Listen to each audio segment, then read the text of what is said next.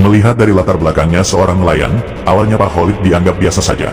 Namun, setelah dia pernah terlibat perdebatan di forum diskusi, beberapa kali di stasiun televisi nasional soal pagar laut yang sangat merugikan masyarakat petani nelayan setempat, dia menjelaskan, mulai dari dampak kedaulatan bernegara, dampak lingkungan, sosial, budaya dan dari sisi hukum. Bahkan dia menganalisis orang-orang yang terlibat, serta motif pembuatan pagar laut tersebut, dan Pak Khalid terlihat sangat mendominasi di setiap acara debat tersebut. Dia juga mampu merespon dan menjawab setiap pertanyaan dengan baik. Menyimak dari uraian kalimat yang dibangunnya begitu rapi dan terukur, tentu saja semua hal itu takkan mampu dilakukan jika tidak memiliki kapasitas keilmuan yang cukup. Hal inilah yang membuat banyak orang yang akhirnya bertanya-tanya, siapa Pak Khalid sebenarnya? Sedangkan dia mengaku hanyalah seorang nelayan biasa. Nah, jika menyimak dan mencermati video kali ini, mungkin teman-teman dapat menebak dari sisi keilmuan dan pengetahuan seorang Pak Khalid berikut ini. Ya fahu qauli subhanaka la ilma lana illa ma 'allamtana innaka antal alimul hakim. Sadaqallahul azim. Ya alhamdulillah, walaupun dalam kondisi hujan, ya kita masih tetap terus menempuh perjalanan perjuangan ini. Ya mungkin saya akan sedikit cerita ya kan. Bagaimana sih latar belakangnya kok model orang seperti saya ini hanya sebatas nelayan, masih mau-maunya ngurusin hal-hal yang sifatnya besar lah, raksasa gitu kan. Nah sebenarnya mah sederhana sih jawabannya. Ya kan, nah kenapa sih harus mau bersusah-susah gitu kan. Terus sementara yang kita lawan ini adalah yang kata publik itulah raksasa lah gitu kan. Saya pikir kalau kita sebagai umat Islam kan udah jelas pandangan hidupnya. Tidak ada sesuatu yang paling besar di muka bumi ini, gitu kan, kecuali Allah gitu. Nah artinya ketika kita berpikir tentang ketuhanan, berarti kita juga harus menancapkan ketuhanan itu kepada wilayah akidah hati kan. Nah kemudian ketika di kedalaman hati kita sudah tertanam kalimat Allah itu, yaitu Allah yang maha wujud. Maksudnya maha wujud itu hukumnya wajib adanya, tidak mungkin nggak ada, wajib adanya. Nah saya justru terinspirasi gitu. Ada sebuah kata yang mengatakan, ini juga gimana ya referensinya, ini juga dikutip dari, kalau saya ngomong buku itu jangan diartikan buku yang tertulis gitu kan, buku kering lah gitu. Kalau ketika saya ngomong buku berarti yang saya katakan ini buku bahasa. Seperti saya hari ini ketemu dengan Pak Ustadz Fadlinuddin, ngobrol berbincang-bincang seperti ini, apa yang dikatakan Pak Ustadz Fadlinuddin itu adalah buku buat saya, kitab gitu kan. Itu kan bedanya kitab bahasa gitu, bukan tertulis, ya? Bukan tertulis gitu. Nah ketika ngomong saya membaca buku yang berjudul Logika Penjajah karangan Yaimidi. Nah, itu bukan berarti buku kering yang tertulis di buku yang dijual di toko-toko buku, tapi buku bahasa gitu. Nah, ini saya akan mengutip salah satu buku yang judulnya itu Kembali ke Fana gitu. Kembali ke Fana. Nah, ini masih lingkaran karangan Yaimidi juga. Nah, buku itu mengatakan segala sesuatu itu kan yang ada di luar diri kita sesungguhnya ada dalam diri kita, baik yang terindra maupun yang tidak, yang teraba maupun yang tidak gitu. Itu ada dalam diri.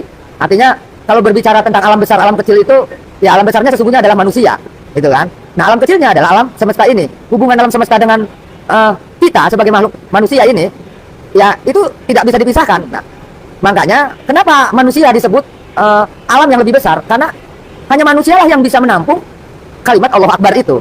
Nah itu pun ada kata khusus lagi, manusia yang bagaimana gitu kan, yaitu manusia yang beriman. Nah, maka dari situlah baru kita berpikir tentang masih dalam buku karangan Yaimidi ya, tidak ada satu objek pun yang bisa hidup atau bisa bergerak gitu kan jika tidak mempunyai suatu titik gitu, dimana titik ini adalah tempat berkumpul atau bergabungnya seluruh kehidupan. Nah lalu kemudian bertanya, titik itu apa gitu. Nah mungkin yang saya sebut disinilah namanya pemikiran ketuhanan gitu kan. Nah ketika kita berpikir tentang ketuhanan, berarti disitulah timbul dari kedalaman pemikiran itu, yaitu hati, akidah. Nah permukaan hati akidah ini, yaitulah pemikiran ketuhanan. Nah ketika kita berbicara tentang ketuhanan gitu kan, sebab dari segala sebab kita praktekkan di muka bumi ini. Nah kemudian kami melihat gitu sebagai nelayan, yang harusnya saya melihat laut yang begitu indah, membuka pikiran saya bagaimana saya tak karub dengan Allah gitu kan, tentang kebesaran-kebesaran Allah di situ di laut. Kemudian bagaimana saya bisa mengambil ikan di laut, kemudian buat mencari nafkah untuk mempanin anak istri, anak bisa sejahtera gitu kan, bisa menyekolahkan anak dari laut itu. Nah kemudian ruang laut ini diganggu gitu, ada pagar-pagar di laut ini, dikapling-kapling yang harusnya saya lebih luas nangkep ikan, jadi nggak luas geraknya, jadi sempit. Di situ ada kerusakan lingkungan gitu kan, yang tadinya terumbu karang bagus ini jadi rusak, tidak ada terumbu karangnya. Nah makhluk-makhluk ini ternyata mempunyai komunikasi satu sama lain. Tidak ada dunia bebatuan kalau tidak ada dunia hayat, tumbuh-tumbuhan. Begitu juga tidak ada dunia hayat, gitu kan, tumbuh-tumbuhan, jika tidak ada makhluk hewan segala macam, gitu kan, kayak kambing, binatang segala macam, gitu kan. Dan itu juga tidak akan pernah ada jika tidak ada makhluk yang namanya sosial, gitu. Nah, ketika kita berbicara sosial, gitu kan, ini kan larinya ke kita, ke manusia. Seharusnya gimana sih sosial itu? Hubungan manusia dengan manusia itu harusnya seperti apa, gitu. Nah, Allah memerintahkan itu, hablum minan nas itu. Nah, makanya saya bertanya kan gitu. Nah, baru kita lari ke logika penjajah. Ciri-ciri logika penjajah itu udah saya bilang, satu, parsial, gitu kan. Kedua, memberi tapi ingin mendapatkan. Dia memberi tapi ingin mendapatkan yang lebih banyak lagi. Nah, menjajah, gitu kan. Nah, ini logika penjajah. Termasuk pelit, nggak mau memberi, merasa kurang terus kalau ada sesuatu yang kita keluarkan untuk orang lain itu pelit. Itu juga logika penjajah masuknya. Gitu. Terus kemudian nggak pernah peduli, nggak pernah peka tentang kerusakan lingkungan, tentang persoalan-persoalan masyarakat yang tanahnya atau misalnya sawahnya diuruk. Kemudian yang punya tanah nangis, kenapa tanah saya belum dibayarin diuruk? Kemudian kita nggak peduli. Sama, itu juga masuk ciri-ciri logika penjajah. Gitu. Terus kemudian termasuk ketika kita mau sesuatu mentransaksikan suap menyuap, itu juga logika penjajah. Misalnya saya nih korporasi, karena saya ingin melancarkan perizinan segala macam sehingga saya lobby ke aparatur pemerintah terkait dinas ini dinas itu dengan cara menyuap, itu juga logika penjajah. Yang menerimanya juga itu logika penjajah, gitu. Termasuk para pemangku kebijakan ya, para pengelola negara ini yang hanya berpikirnya untuk gentong nasinya sendiri, gitu kan, untuk kesejahteraannya sendiri, ya, kemakmurannya sendiri, gitu. Tidak pernah memikirkan keumatan, gitu kan, ke rakyatnya sendiri. Itu juga logika penjajah. Sama. Nah, setelah saya berpikir ini kok sepertinya logika penjajah ini sudah menjadi suatu kebudayaan, gitu kan, di negara kita, gitu. Contoh misalnya, orang nyalon dewan, nyalon bupati, nyalon wali kota, nyalon presiden, nyalon apa aja, ini harus yang dipertanyakan awalnya itu amplopnya mana, gitu kan. Nah, ketika kita memberi amplop segala macam, ini juga logika penjajah, sehingga kemudian yang jadi pun jadi logika penjajah, gitu. Nah, kenapa masyarakat seperti itu? Nah, karena memang masyarakat juga sengaja dicetak untuk miskin, sehingga ketika dia miskin, maka yang timbul adalah bukan logika ketuhanan, tapi logika penjajah, serba materi lah, gitu kan. Nah, ini kemudian dimanfaatkan oleh korporasi, gitu kan. Atau mungkin kebudayaan ini juga memang disetting oleh kaum-kaum korporasi, logika penjajah itu, gitu. Nah, kalau boleh di garis besar logika penjajah itu adalah serba materi. Kalau berpikir itu serba materi, gitu. Tidak ada pernah berpikir tentang nilainya, gitu kan. Nah, kemudian si korporasi ini, siapa yang mau nyalon dewan? Siapa yang mau nyalon bupati? Siapa yang mau nyalon presiden? Nah, digelontorkanlah dana ini sebenarnya apa? Ke calon-calon tersebut. Nah, si calon-calon ini karena berpikirannya logika penjajah, dia menerima itu. Nah, kemudian jadilah jadi dewan, jadi bupati, jadi ini, jadi presiden, jadi apa, gitu kan. Nah, kemudian si korporasi ini, si penjajah ini mengendalikan mereka, mengatur mereka untuk menata satu negara, gitu kan. Tolong dong, tata ruang yang ada di daerah Pontang, Tirta Yasa Tenara harus dirubah menjadi tata ruang industri. Yang tadinya awalnya tata ruangnya adalah pertanian, nelayan, dirubah menjadi industri karena si korporasi ada kepentingan di wilayah itu. Dirubahlah tata ruang. Nah, perubahan tata ruangnya ini juga enggak melalui prosedur. Contoh misalnya, ketika sosialisasi, kalau yang namanya rencana tata ruang, ini mah saya cerita pengalaman, gitu kan. Nah, seharusnya untuk merubah tata ruang itu, gitu kan, itu harus sosialisasi, itu sosialisasi kepada masyarakat. Nah, konteks sosialisasinya juga salah juga menurut saya ini, Pak, ya kan. Contoh, kemarin ada kejadian di wilayah Pontang, sosialisasi tentang rencana tata ruang katanya. Cuma yang diundang ini calo-calo tanah, makelar tanah, yang sebagai pembicaranya juga ternyata penampung tanahnya itu. Mungkin saya tidak sebutkan di sini, tapi yang jelas saya orangnya ketemu di ELC kemarin. Nah, cuman pada waktu itu mau saya bantai, Pak Karnil sepertinya sudah habis waktu session saya. Nah, kemudian ini dijadilah perubahan tata ruang itu seolah-olah ini sudah disosialisasikan. Nah, sosialisasinya bentuknya bukan sosialisasi, tapi penggiringan sepihak, gitu. Yang diceritakan yang bagus-bagus saja. Contoh misalnya, kalau kata bahasa Pontangnya mah gitu. Hei masyarakat, urbo sentang ngedeleng iwak blodog bae. Urbo sentah ngerongokaken muni kodok bae. Kan ngono. Hei urbo sentang ngedeleng kedokan bae. Urbo sentang ngedeleng empang bae. Nah, bahasa Indonesia begini, hei orang Pontang masyarakat, apa enggak bosan ngelihat ikan blodog terus? Apa enggak bosan ngedengerin kodok bunyi terus? Nah, yuk kita rubah yuk menjadi suatu yang modern, yang bagus, industri ini menyerap tenaga kerja segala macam. Nah, mereka ini termasuk juga logika penjajah. Termasuk ini.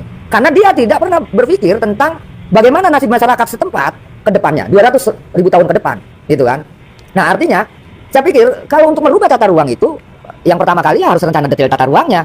Dikaji secara detail perubahan ini. Kira-kira Hari ini ketika dirubah tata ruangnya bagus apa enggak? Ngerusak lingkungan apa enggak?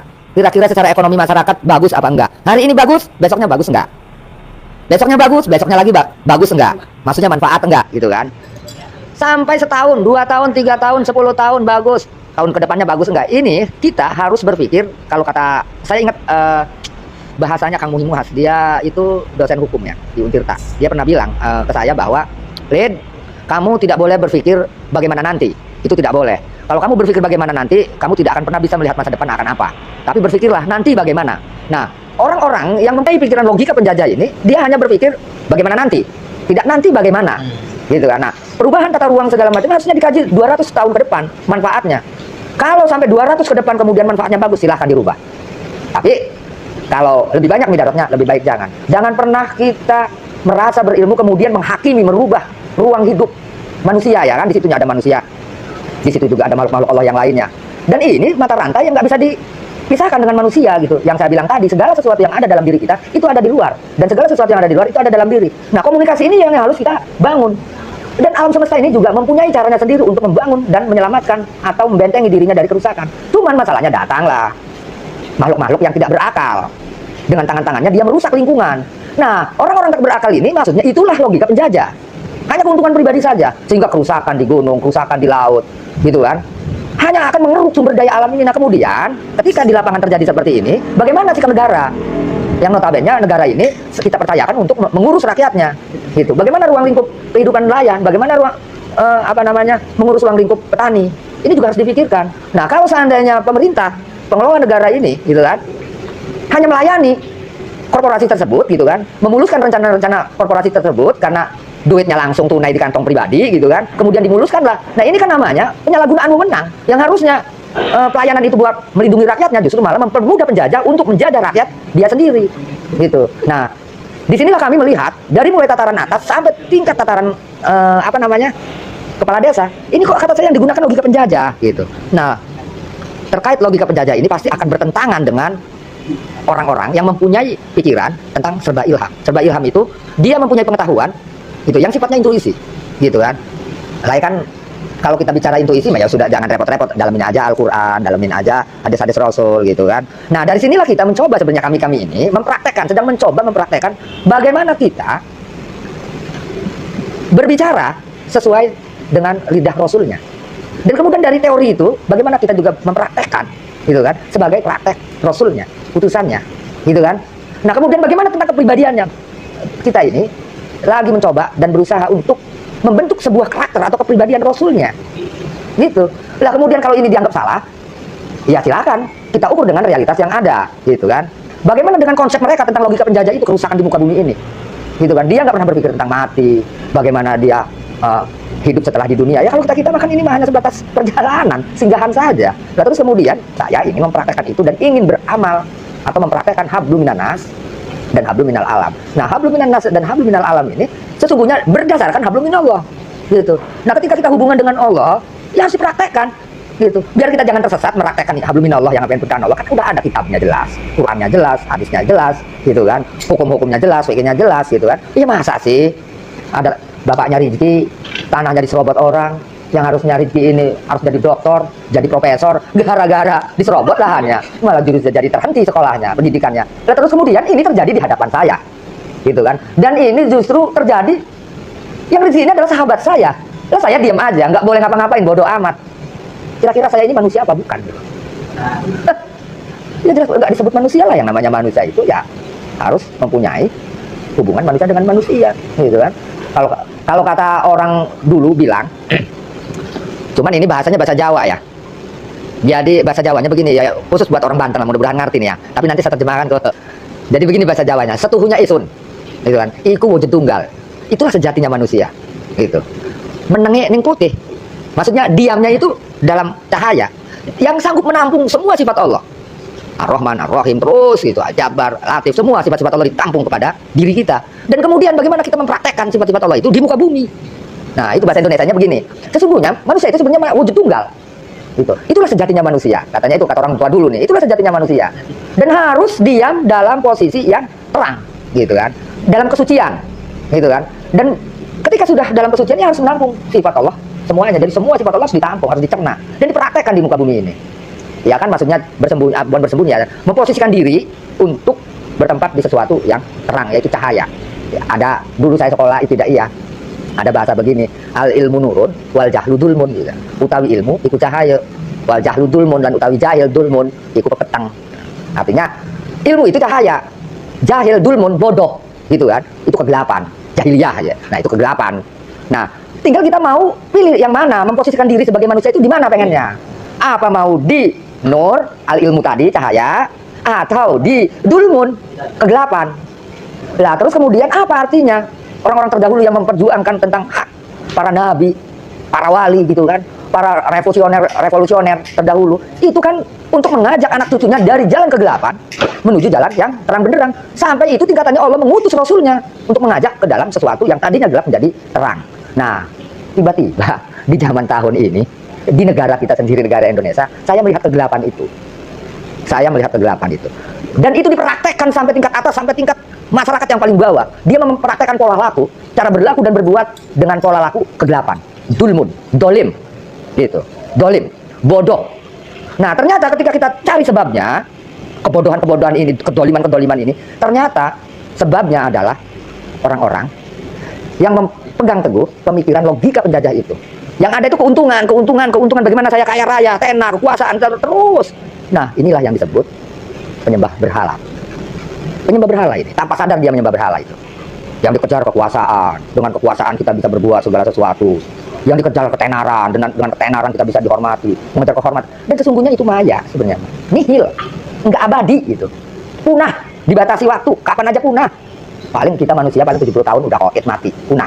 Jadi apalagi? Jadi apapun, kan udah saya bilang di awal-awal, selain dari Tuhan yang Maha Esa, dalam kurung Allah, semua kekuasaan yang di muka bumi ini, itu kemuliaan, kehormatan, harta, apa aja, bukan hanya di Indonesia ya, di muka bumi sejagat alam raya ini, selain dari Tuhan yang Maha Esa, selain dari Allah, semuanya punah. Lalu kemudian kita akan memperjuangkan apa? Kecuali kita harus menerangkan hal itu agar supaya jangan terjadi penindasan, gitu kan? Jangan ada terjadi penganiayaan, pelanggaran HAM. Orang dibunuh begitu saja, hukumnya nggak jelas. Dia punya orang tua, dia punya anak dibunuh, dibantai. Tanah orang diserobot, gitu kan? Laut dirusak. Ini kan melanggar, gitu kan? Melanggar manusia, melanggar makhluk-makhluk Allah yang lainnya. Makanya kami ingatkan, ya, jika makhluk-makhluk Allah ini udah marah, ya, bukan hanya manusia yang akan bergolak, angin akan marah, api akan marah, air akan marah, tanah juga akan marah. Dan mereka itu ada dalam tubuh saya. Dan itu bisa diperintah dengan izin Allah tadi, karena dialah penciptanya, gitu. Bisa saja saya perintah, gitu. Karena ini adalah bagian dari tubuh saya, bagian dari saya, sahabat saya, saudara saya, angin saudara saya, sahabat saya, gitu. Lah kemudian ada perusakan angin polusi, ada kerusakan tanah, ada kerusakan api. Oh, api dirusak. Pengen tahu api dirusak? Gitu. Dia menggunakan unsur api itu untuk hawa nafsunya, keserakahan dan ketamakan, gitu. Tapi tidak digunakan nafsu ini untuk thalabul ilmi, gitu. Merusak gunung, merusak laut, gitu. Menebangi pohon, nembakin binatang-binatang. Ini kan merusak namanya. Nah, orang-orang seperti ini jika didiamkan, udah lawannya itu pasti saya itu. Karena saya tidak suka hal seperti itu. Nah, kembali lagi ke persoalan tentang pagar laut, kemudian korporasi yang namanya PIK 2, gitu kan. Nah, ini kok mereka ini menjadi sesuatu yang hebat seperti negara, gitu kan. Nah, ternyata hebatnya itu karena didukung oleh oknum-oknum yang sedang mengelola negara ini. Suap menyuap terjadi, korupsi di mana-mana. Ini mau kemana negara, gitu. Nah, kalau seandainya ini terus dipertahankan, tanpa ada saya ataupun tidak ada saya, tetap ini akan terjadi pergolakan. Karena sesungguhnya makhluk-makhluk Allah ini juga nggak terima sebenarnya, mah, gitu. Jadi mari kita kembali ke fitrahnya manusia. Harusnya apa manusia ini? Bagaimana caranya manusia mengelola negara, mengelola lingkungannya, gitu. Ya, ya itulah pemikiran seorang nelayan, ya. Jadi pemikiran nelayan itu ya seperti itu. Nggak tahu saya sendiri apakah pemirsa ini paham atau tidak, walau alam bisawab.